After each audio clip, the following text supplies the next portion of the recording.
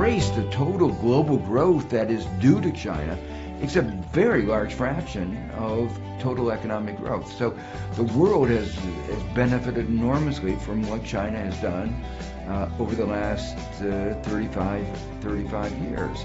There are opportunities for China and America to cooperate based on this kind of openness.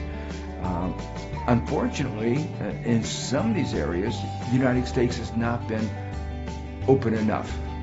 There have been some areas where China wanted to make some investment in the United States, and we have a very complicated process of approval in technology the United States has imposed that would enhance in job-creating investment by China in the United States, and that would enhance the ability of China to buy American goods.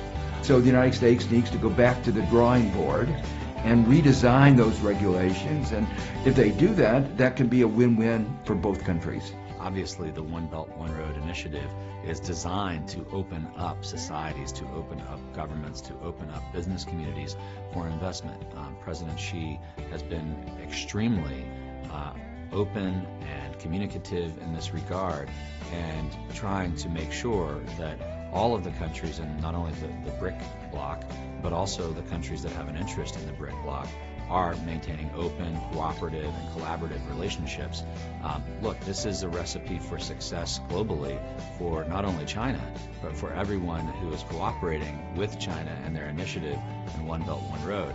And I hope that my country takes part in this initiative at some point in the future. I think it's very important that the leader, that President Xi, gets to know the new president in the US and vice versa, because the two largest economies in the world need to work together for the benefit of their own countries, but also for the benefit of the world economy.